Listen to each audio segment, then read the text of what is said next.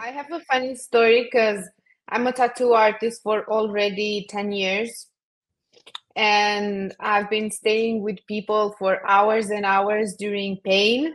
So they started to open up because when you're in pain, you're vulnerable. So I met a lot of nice people, and during their tattoo hours, they started to tell me their stories. So I realized that I have this, let's say, call it gift of helping people through pain. And I had some clients that were like literally telling me after the session, "Hey, Andrea, would you like to talk after? I know it sounds weird because you're my tattoo artist, but would you like to talk a little bit?" I was like, "Yeah, sure." And then pandemic started, and of course, tattoos were like off. So I was like, I could spend my time studying. So I did some classes. I flew to LA. I did some classes there. And NLP, I did it in London and literally caught my attention because I really didn't understand the power of our words before. I was into spiritual things, and I was doing therapy for so many years, but like the basic therapy that everyone does, looking for a therapist to help us throughout hard times. But I wanted another approach, so I studied NLP, Neurolinguistic Programming, and I understood the importance of language because this is what literally makes us the superior element in the chain. So, what makes us different from all other beings on earth? It's language and the way we speak to us and to others. And during my sessions, I realized how people talk to themselves and the things they say to themselves, and the importance of the things they say to themselves and to others also. So NLP was like the first, let's say, like the first step. That's when I started doing therapy with people. But I was like low key witch. So I wanted to add a little bit of spiritual touch in my therapy. So I start learning about working with energy. So I'm doing energy transmission right now, which is insane. So I'm doing Kundalini awakening. And all of this is like, let's say, like a more complex uh, product that I can offer to my clients. NLP actually helps me every day in everything I put my mind to it, like even my marketing strategies to attract more clients in my day-to-day relationships at work. And it's funny to stay and literally enjoy people see how they talk to themselves and to others. NLP is like not a very, how can I say, related to normal therapy. It's like a different branch. You don't need to be a psychologist to learn NLP. Anyone can learn NLP. Anyone can use NLP. I actually have programs for businesses in order to use NLP in their business companies, in corporates, places. It's like it's not only therapy. Let's say I don't fix people. People don't need to be fixed. I help people get to their best, let's say, their best shape, their best version, to say like this. Yeah. NLP is like one of the branch, like one of my hidden cards that I can use in my therapy. And it's like one of my favorites because I love interrupting people when they talk. This is one of my qualities. I'm like, no, you just said that. Are you sure about that? Think again. And everyone's like, oh, yeah, you're right. I'm the harsh therapist, to say like this. I'm sure Everyone people goes love to it. therapy. Yeah, everyone goes to therapy and they want to hear that they're worthy of love, that they are cool, that they are doing great, that they are in the best moment of their lives. I'm like, no, let's just be honest and work on this, integrate this, see how you talk to yourself. Let's see, how are you on every part of your life? before you call yourself depressed or anxious, or let's see, how's your sleep, how's your circle of friends, how is your sport life, what are you eating, are you sleeping enough?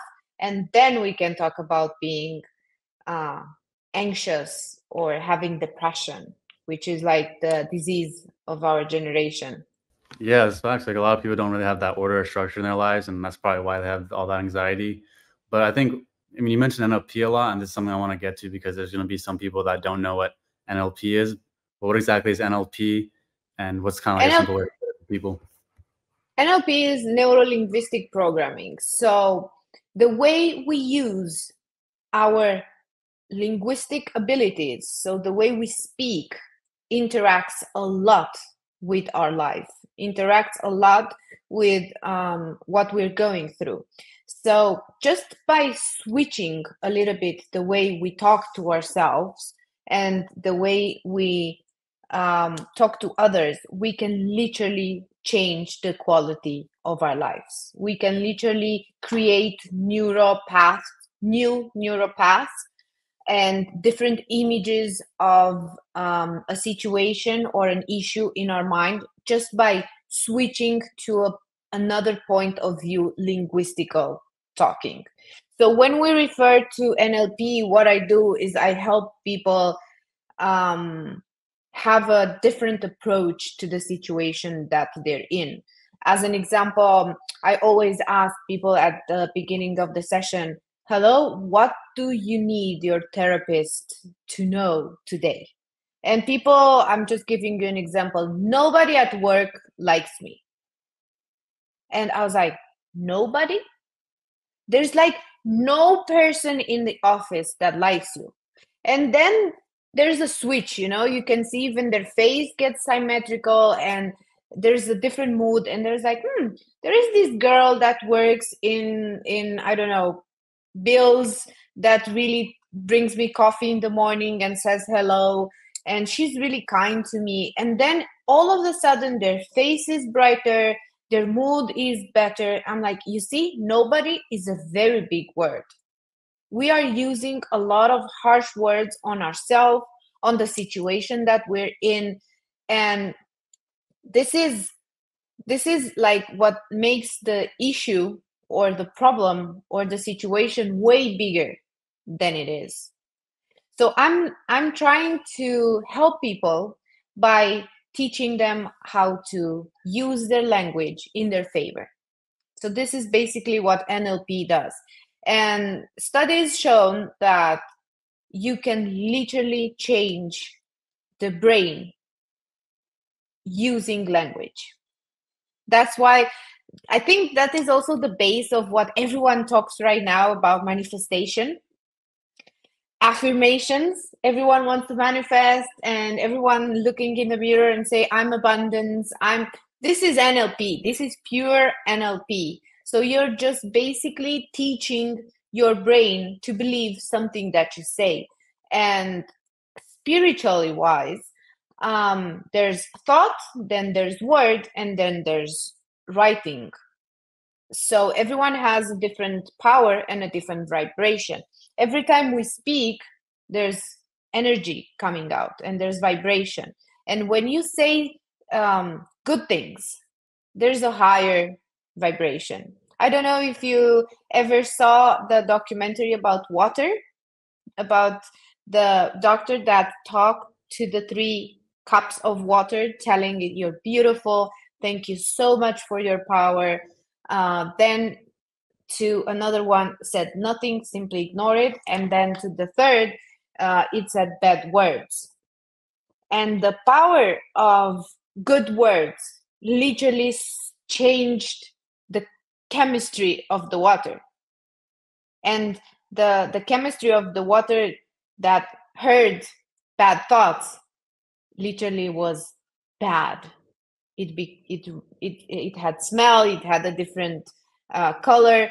So this is what I teach people, that words can influence all of your aspects in your life. This is what NLP does, actually.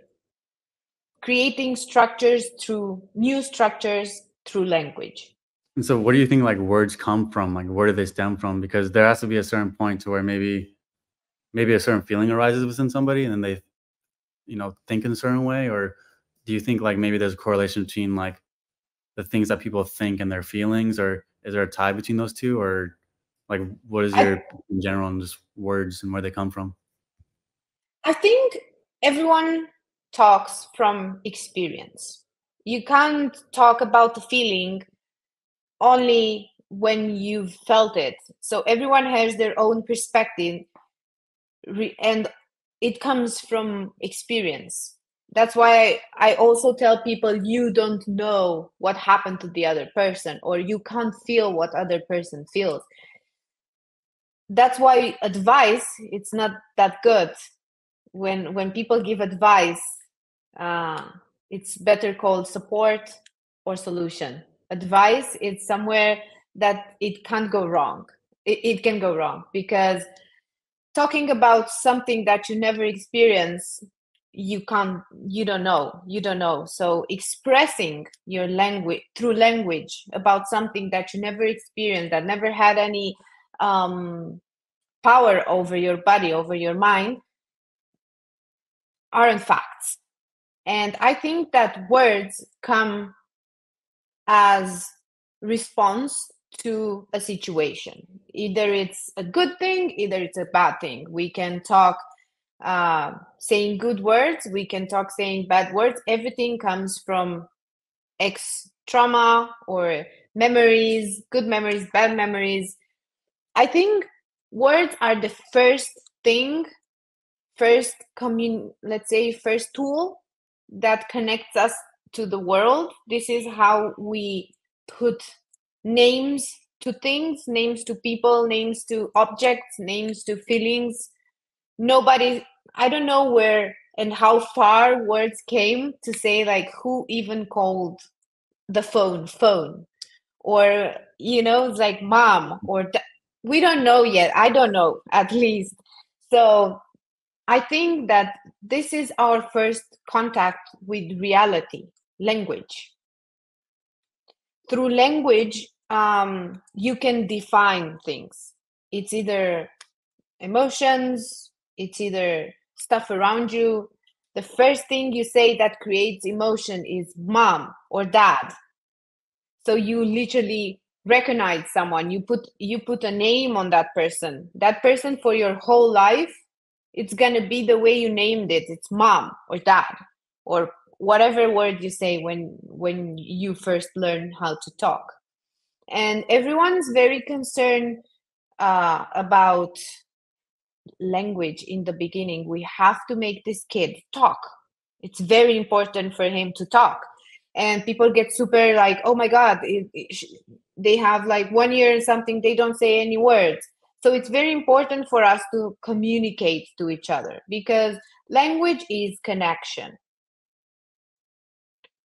Even though we learn from dogs that we don't need language to communicate, so from animals, but it's the first thing that we interact with each other.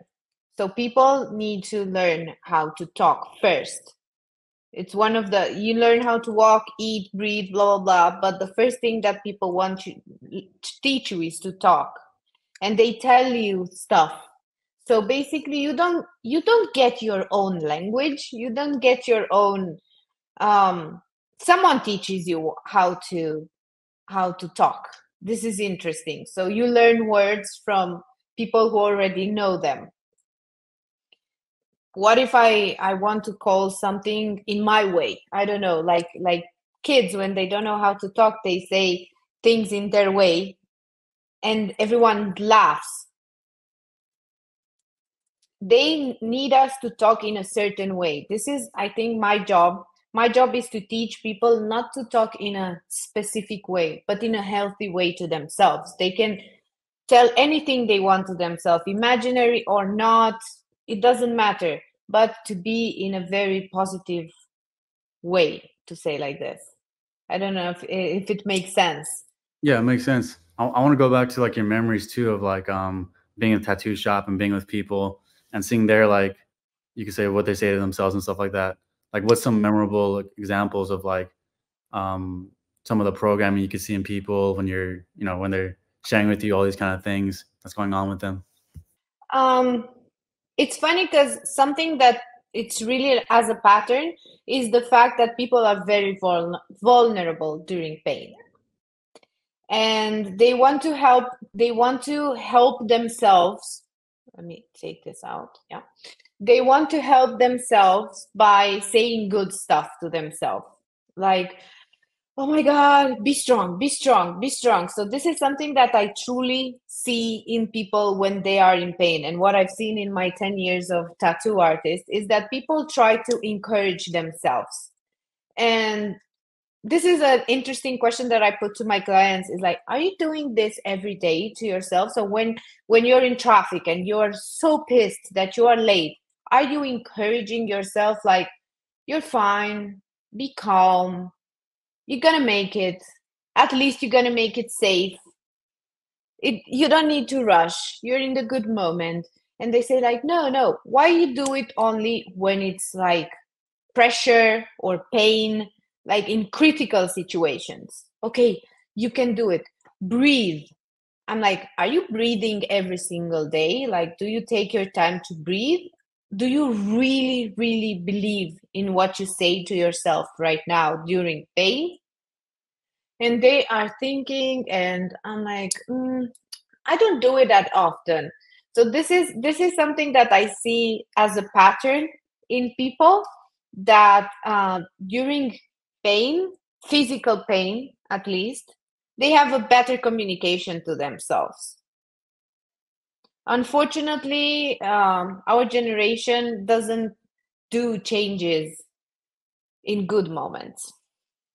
Our generation tends to have big changes in hard times. I know tattoos is not as bad as a dramatic point in your life, but it's still a thing.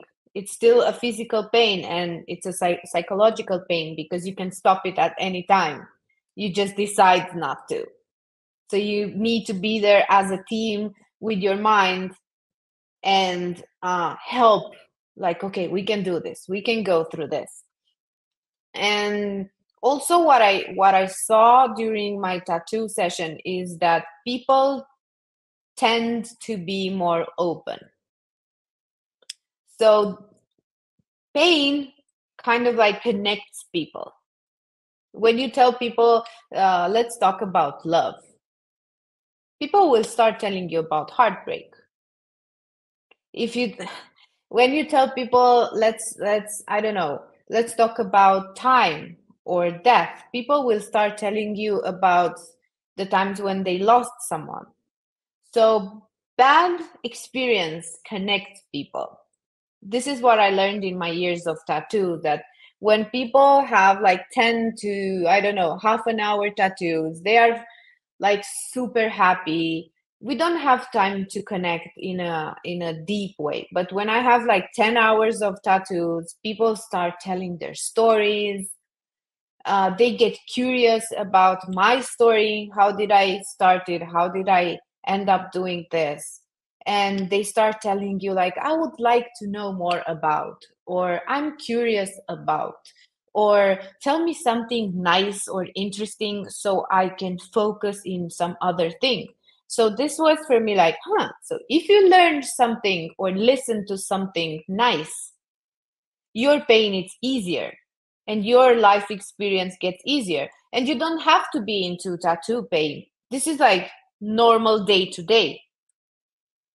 If you hear good things, you go to the gym, you run, you're on a treadmill, you're lifting weights, and then you put motivational music because someone telling you in your ears, you're strong, you can do this, or lyrics that can encourage you to be strong helps. This is the power of language. Also, taking out, releasing. This is another part of what I heard. There's also a funny clip on YouTube when people put their hands into freezing water and 10 of them are allowed to say bad words, and 10 of them aren't allowed to say bad words. The ones that could say bad words resisted kind of like triple the time than the people. And the answer is that you release anger towards, you release pressure, tension, pain. So you just take it out. That's why it feels so good to scream when you're having tension, or to when you're angry, you talk to people, you take everything out. It's like a mechanism of your body to like release the tension, to get out of fight or flight. So when you're there with your hand freezing and you start saying bad words, you're focusing on what to say, take this out, and you literally forget that your hand is in ice. So this is also something that happens a lot. Like they ask me politely if they can swear. Can I say bad words? I'm like, I know it helps, so go ahead. Release. Yeah. And you mentioned like people only like tend to like give them that self-talk when they're going through a lot of pain and stuff. Why do you think that is? Like people just don't have a good self-talk maybe throughout the day, or like just in their normal everyday life, you know? Why is it that they lose track of like their self-talk and stuff like that? I think that when things go good, your subconscious and your ego is fed and everything works fine and your body works fine. It's like, okay, I'm safe. We are safe. We don't need any intervention.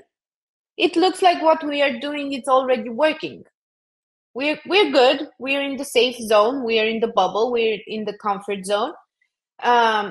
People in hard times, emotional pain, trauma, doesn't matter. They tend to look for a genuine connection. And most of the time, they find that connection in God, or either type of divine power. It can be the universe, Mother Nature, Allah, it doesn't matter. There's a power who listens. Or it can be themselves. Because it's like when your dog is sick and it can't tell you that it is, and you just feel it. So you start telling, I know you're hurting. I know what you feel. It's empathy. It's kindness. And you start telling good things, knowing that this thing would go and heal. This is the same thing you're doing with yourself. If there's no one around, or it's just a bad moment where there's nothing that you can do, you want to fill the void and to make the pain go away, and you're more motivated to help yourself. That's why changes are always, like most of the time, and the people that I work with made important changes in their lives during hard times. Rarely people look for therapy in their best moment of their life, when everything on their wheel of life, it's working on a 10 level. No, people call and they have different problems or different goals that they want to achieve, or different traps that they want to get out of. And one of the most, let's say, common question that I get, how can I be more kind to myself? Through language mostly, because this is what I can help with. And they ask me like, how can I be more kind to myself? Because we are all very self-aware and judgy to ourselves. So, and I saw you smile. So probably you are too. Yes, we all are. And it's a good sign, because we all want to be better, but it's also destructive. People that are kind to themselves and say good things to themselves about themselves, this is their reflection to the world. When you hear someone who is self-aware of their shadow, self-aware of the situation that they're in, but they still talk good about their self, like this is just a phase, I'm a good person. Things will go good for me. I will put up the work. I'm accountable for what I've done. I learned from my mistakes. Even though I'm not my best version, I do love myself because I do small steps every single day. Those people are definitely gonna make it. Like 90% of the people that uh, close the conversation with me by saying, "Hey, thank you. You made me feel good today, and we had a great session. And I'm so proud of myself that I'm still coming to the sessions, and I'm really doing hard work for me to get out of this. Or I'm really, even though I'm struggling, I'm where I have to be, and I'm proud of me." And that's the people that I have no concerns about. There are a lot of people that come into my therapy, and at the end of the session is like, I know the theory, but I'm shit. I know the theory, but I don't have motivation. I understand what you're telling me, Andrea, but I just can't do it. Or what is wrong with me? I'm unworthy. These are the people that I know I need to find another approach. Or the first thing that I need to change in my approach in their sessions is the way they talk to themselves, the way they see the problem, and take like layer until I go to the middle of the onion, where they can literally embrace who they are, the moment, and love themselves as they are, because everyone's doing their best. At the end of the day, good or bad, everyone is doing their best. And there's this fashion nowadays about healing. Everyone wants to heal and fast.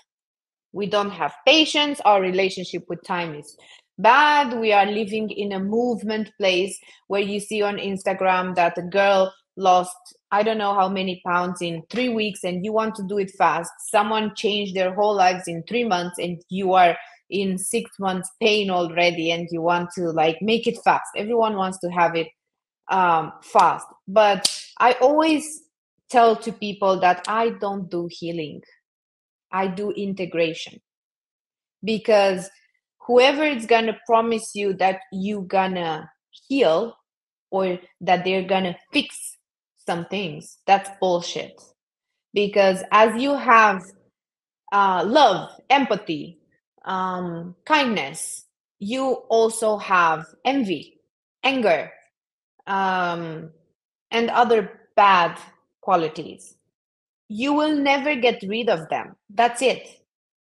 I promise you that no matter how much therapy, NLP, or whatever other approach you're going to do, at one point in your life, you're going to feel envy again. We are human beings. So, what I do through NLP and through all of my therapies is integrated. Accept that sometimes you are feeling envy. Accept that sometimes you might be over angry or bad or lie to people that you love. Accept, acknowledge, and next time do better. And if you are already are aware, oh, I felt envy this time, and then the process starts of talking with you in the mirror. Why did you feel that? Where is the emotion in your body? What can we do with it to not feel it again? Or when we feel it, to recognize it. That's for me healing. So whoever promised you online that do these 5 steps and you're gonna heal, that's not okay. You will never heal of something, because we are not sick. No one's sick. We are just going through stuff. That's it. Everyone's going through stuff, and we need to integrate the shadow. And I like to do that by communication, understanding, communicating, therapies, and mostly now when starting COVID, we have to do online things, and people don't have this how to say face-to-face meetings anymore, and everything can go online. Communication is even more powerful and stronger, because you really need to be careful what you say to people in order to get to them in the way you tell it. even from therapy to client or to friend or lover to lover. How many couples don't just literally separate because they had a 7-hour WhatsApp talk and the messages were completely and not how can I explain that? Like there was no emotion because you can't say and feel what the other one said when it texted you that. So I know we are a generation of texting and emails but every time I always tell people, every time you have important things to do it face to face. Do it, because communication and language, when it's face to face, it's way different. I can copy the way you sit. I can copy your breathing. It's part of the NLP. So when we are facing, I know where you're looking. I know what you're feeling because of your position, of your body position. I know if you're lying from where you're looking. This is NLP also. I know what you want to tell me and how the vibration of my words get to you. This will never happen through WhatsApp. This will never happen on online. So basically communication skills needs to be way more stronger to another level when you want to tell people something with impact online. Yeah, So definitely. I get the chance to meet people face to face and to put energy in their skin, like basically to have a physical connection so I can feel their genuine message when we communicate. This is also what made me study NLP, because I had so many interactions with people live. My job was always like every single day for 9 years, meeting someone new, basically, and feeling their vibes, their energy, and the way you have to talk to different people in different situations regarding their culture, regarding their mood of the day, regarding their status in life. There's a different approach to everyone. That's interesting. So like, how long does it take you to Mm. figure out kind of like how someone's, their body posture? Like, how long does it take to formulate something about somebody? Like someone's maybe seated a certain way, maybe they talk a certain way. How long does it take you to distinguish like, oh, this person is from this culture, they, are like this, Depends and they're also depends also of the story we have, the communication we have. Everyone wants people to see their best image, their best self. So I didn't show up today like with my hair messed up, in the ugliest face. So I tried to put a nice face for this as a respect for your work, and I took my time, and this is what people try to do every single day. They want to put this mask for everyone. So some people are more open and authentic. They embrace more than uniqueness and individuality. And some of them pretend to be someone. NLP also talks a lot about social masks. Social masks is that me, Andrea, I'm now uh, uh, a person invited in your podcast, but outside I'm a therapist, and outside I'm the daughter of my mother, and I'm the mother of my dog, and I'm the tenant of the owner, and I'm different person to anyone that I interact with. This is called social masks. Social masks require different communication. I can't talk with you the way I talk with my dog, and I can't talk the things that I talk with you with the owner of the house, or with someone from the street that I have no idea who it is. So every social mask that I put require a different approach, a different communication skill. And regarding your question, every time I see people that are open and embrace their individuality, those people are easier to recognize. I have a good saying that I had it tattooed also. It's real, recognize real. So when someone comes and shows up the way they are, we vibe fast. And I can help people. And also I can be my best version with them when they are authentic. So I don't have like a time where I can recognize people. But if we start talking and I see that you're telling me your life story, you're telling me only good things, for example, about yourself, I don't see you as confident. I see you as someone who brags. Because I'm teaching NLP, so I know that you can't be 24-hour positive about life and about yourself, and you just want to impress. When I see people that are real, like I'm good at this, but I'm bad at this, or people come to my shop and say, oh, you know what? I love tattoos, but I'm afraid of needles. That's a vulnerable person. I know how to treat her right now. I know what kind of strategy to put on her to make her session easier. When they come in therapy and sometimes they say there's something wrong about me, but I swear to God, I don't know where to start. That's someone who is curious, open, and flexible. But when some people come to my therapy and say, you know what, I know the theory. I've been through so many therapies. I want to see if you have something different for me. That's someone who's not that flexible. That's someone who's basically testing me. So the roles switched. So different people, different approach. Also, of course, I have my mechanisms of judging, even though it doesn't have to be good or bad. I'm not a tarot reader, so I know everything about people. So I trust people the way they show up to me.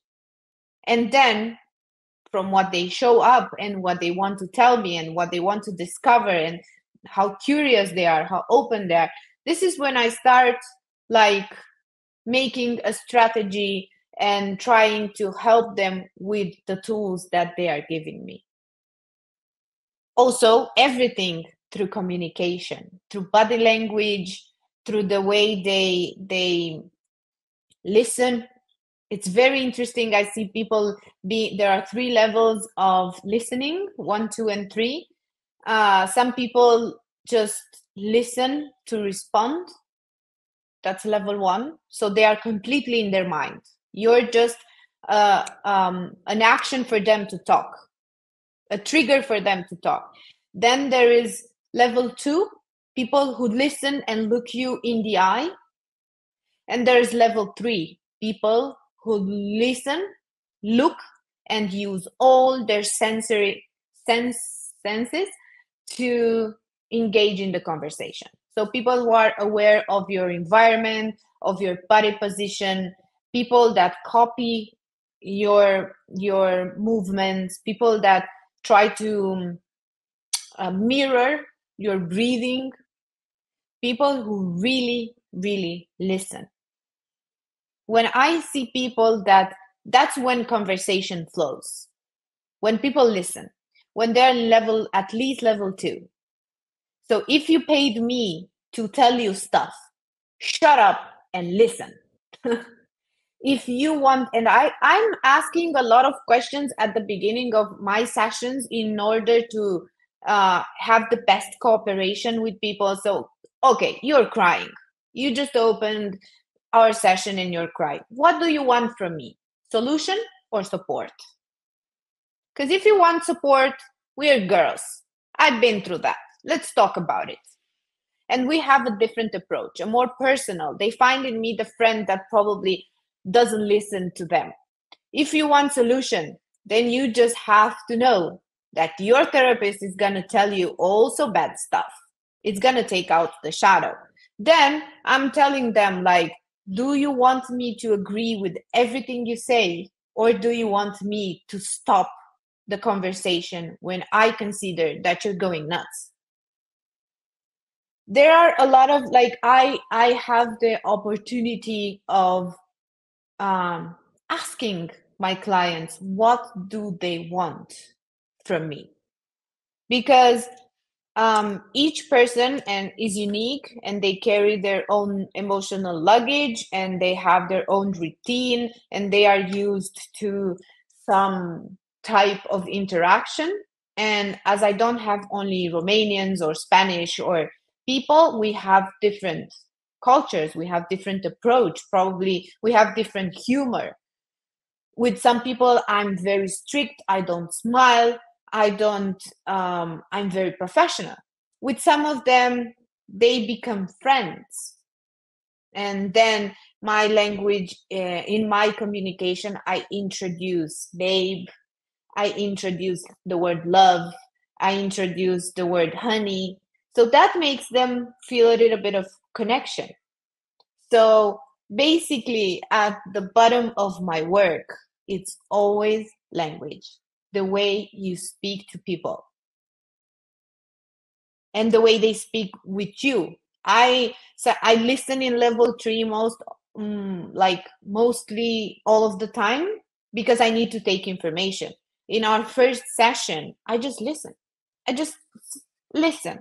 And sometimes they are like in shock, like, why don't you say anything? I'm like, today I listen. I need to know, I need to get to know you. I need to know what you want. I need to listen to you. If I start talking, what I'll say probably is going to change everything that you had in your mind. So today I listen. From next time, we're going to talk. Yeah, it's important that you ask those questions, those right questions. So that definitely brings out, what from people, like their desires and things like that, Mm-hmm. what they come to you for. And also, I want to bring back maybe an earlier point too, when you talk about when people come to you and they have that self-talk where it's either negative or positive, and they thank you and they're like, like, yeah, they just thank you and like, oh, thank you for your time, things like that, versus the person who's like, yeah, I've done this method, but it doesn't work. And I want to bring up that point because I think like the difference between those two people is, I think, faith or belief in themselves, whereas one person believes they can get better versus the other person has doubts and insecurities, and then they just go backwards. And so I want to know your thoughts on like maybe those two kind of people, maybe go into their mind a little bit more. Like why do you think there's a lot of fear behind some people, and why do you think, what makes someone like more prone to believe in themselves more? As I said before, everyone's having like their own emotional luggage. And I think the difference between the people who will make it faster and the people who are, as you said, in doubt, is the fact that the one who makes it knows that healing, it's not linear. And as I said, we are in a rush all the time. And sometimes when it's hard, people want fast results, and they don't want to go through it. This is, I always say to people, the only way out is just directly through it. And some of us are not ready to feel the hard things, to learn from the hard things. So we're trying to put everything under the carpet and cover it with every kind of other activities rather than stay and work and feel your emotions. So the difference between these people is that they tried, the ones that are not, it's not that they don't trust themselves, that they can't make it. It's the fact that they put all the responsibility on the therapist. So I'm giving you an example. So it's your podcast. I'm giving you full responsibility. I'm just talking. I'm natural with you. I smile. I'll tell you good everything I know. I'll make English mistakes, but you're responsible because it's your podcast and you're gonna edit it and make it look nice and promote it to people. So it's your responsibility. It's exactly in my case. They call me and they were like, I have these problems. I just tell you what I need, and you have to find a way, because that's why I'm paying you for, and that's why you have your diploma, and that's why you went to university. So you have to help me do it. The people who put up the work, they understand that I'm nothing but a mirror. I'm nothing but a support. It's therapy and coaching and even energy transmission. It's not me doing something for you. It's a dance. It's a team. We are like collaboration. It's a collaboration. I can't do it without you. I can't do miracles on you. That's why I always said to people that I'm not a doctor. Even a doctor, they can fix you. They can have surgery. They can give you medicine. But if you go home and you don't do it and you keep doing the bad stuff and the bad habits, the results will be zero.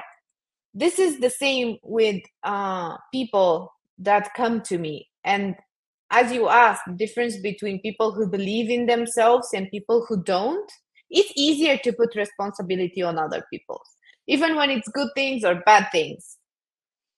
Sometimes people look for guilty people in a situation. He's the one who did it. He's the one who lied. He's the one who... It's exactly in good things. Oh my God, I go to this therapist.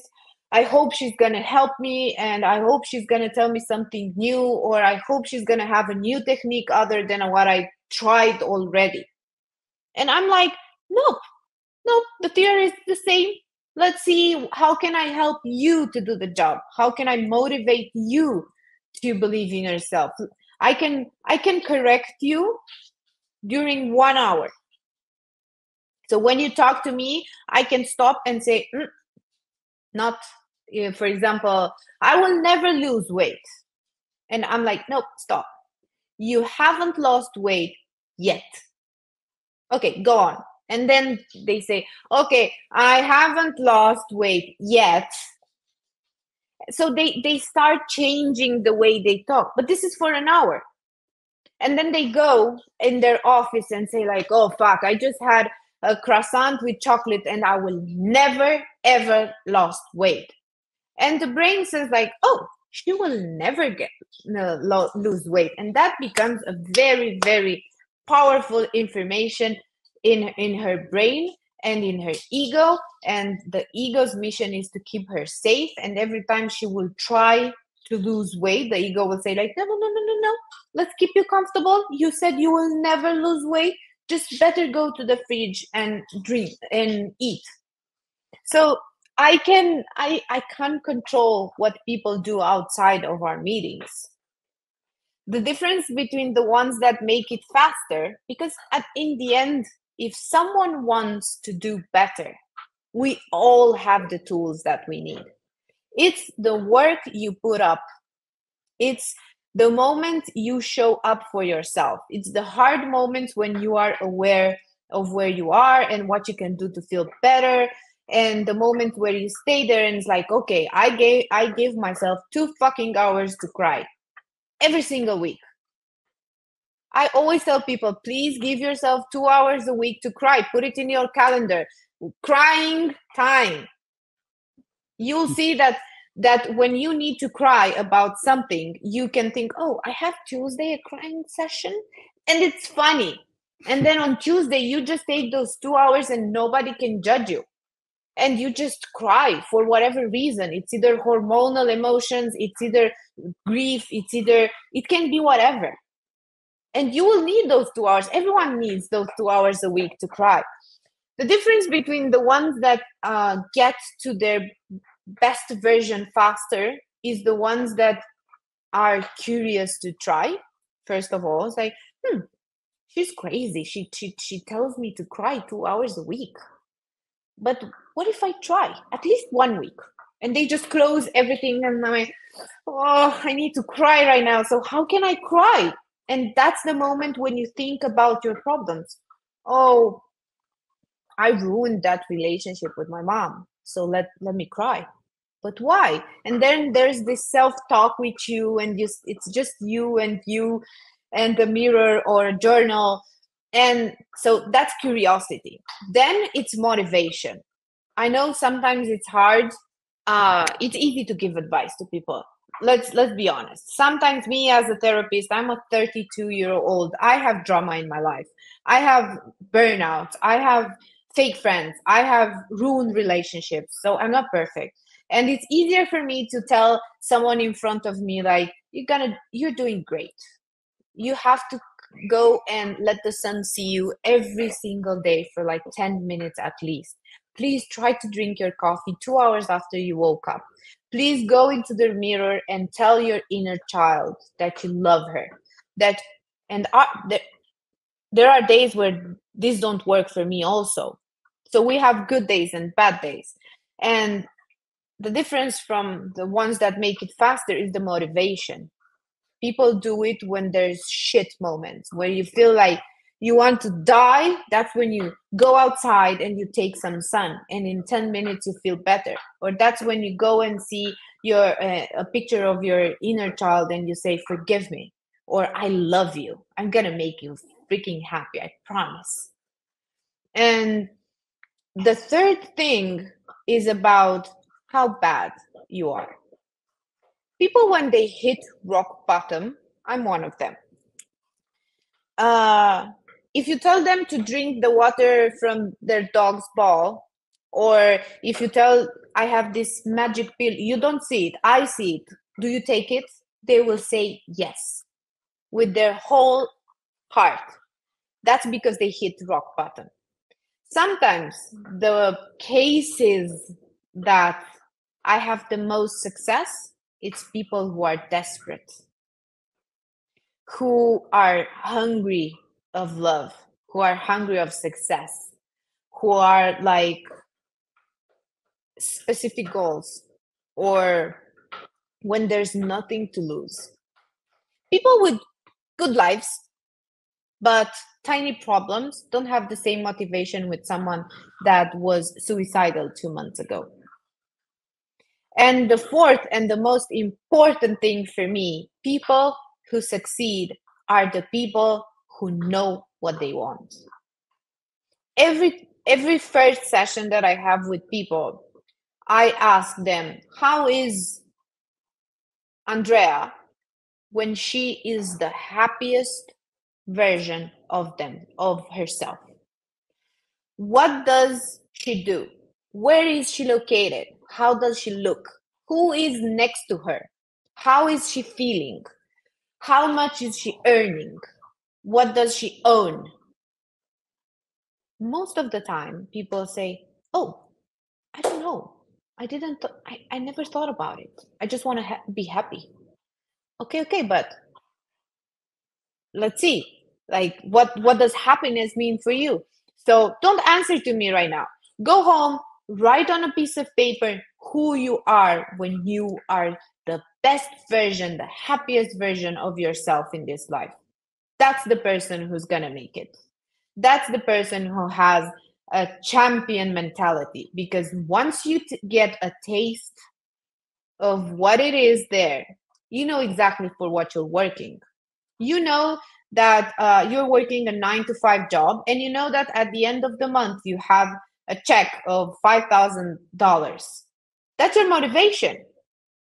You know that at the end of each task your boss is giving you, there's a reward. It's either external reward, internal reward, connection, higher grade, money, whatever. You just have a taste of it. Oh my God, I gotta get that money, you know? So there's a motivation. But if you don't know for what you're working and for what you're trying so hard, then what's the point? So this is the main and the most important thing, and the most important difference between the people that believe in themselves and don't. The ones that believe in themselves have a clear image of what they want, even if sometimes it's impossible. I always suggest people, like, dream big. I don't know, if you want to, in your mind, let's say, to make 4,000 a month, write down that you want 40,000. There's no limit. There's no imagination in words. There's no limit. You can manifest anything you want. But people who don't know what they want, or they just want, but not, I want a man, but I don't know exactly how I want him to be. Not physical, but I would like him to have a job but not too busy, or I would like him to be tall but not taller than, I don't know. So that's like maybe. Even spiritual, the universe doesn't know what to give you if you don't know what you want. So through communication to themselves, or to me first, of course, because I'm the first barrier, we fix what we want. After we have a set, after we've set like this is what we want, let's see how we can achieve together.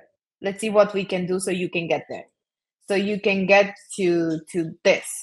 And that's when people who don't trust themselves say like, oh, it's my job to go there. Andrea can't help me.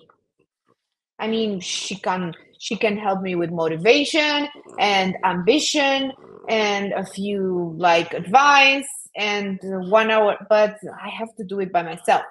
That's when reality hits in, because I can't go to your job and work in your.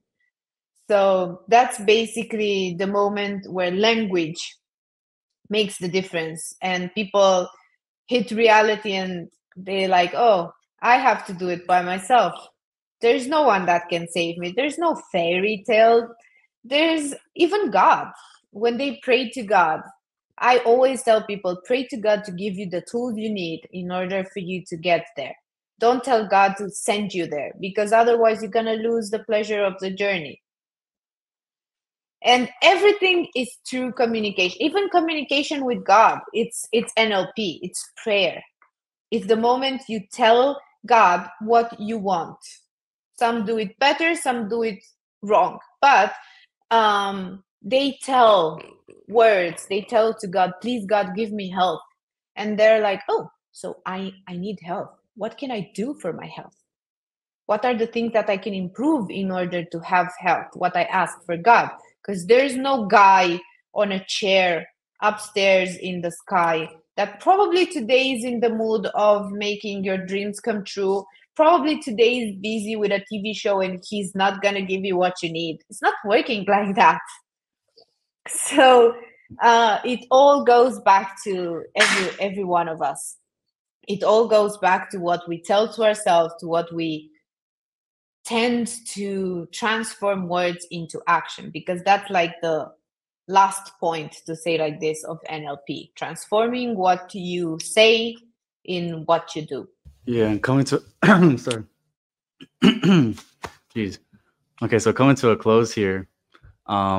What's been like maybe a surprising, like for a final question, like what's maybe some self-talk that maybe you're surprised by that someone told themselves? Maybe you're working with a client or something, and then maybe they started to talk to themselves in a certain way and you're actually shocked at like, oh, like they told themselves this, that's interesting, or they said it in this way, that kind of sounds interesting the way they said it. Or what would be maybe an interesting way of self-talk that you found someone has told themselves?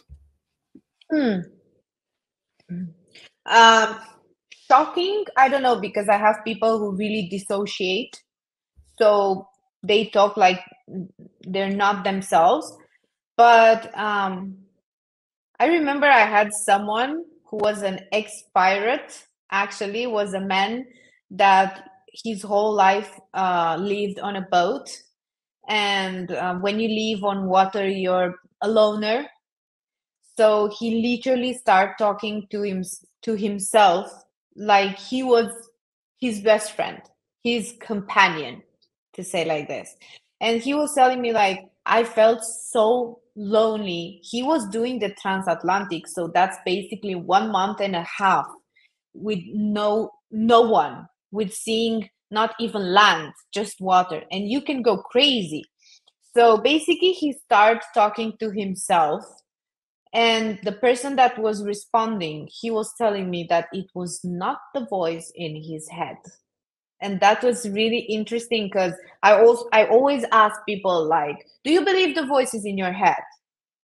And they are like, sometimes yes and sometimes no, because of course we are like that. When the mind tells us good things, we believe it. When the mind tells us bad things, it's not us. And I always ask people, but who is it? Who are you? Who's the voice in your head? Is that you? Is it a man? Is it a woman? Does she speak loud? Is she like in a lower tone or in a higher voice? How is it? Describe it to me so I can hear the voice in their head, and how sometimes there's a child, sometimes there's an ancestor, their mother, their grandmother.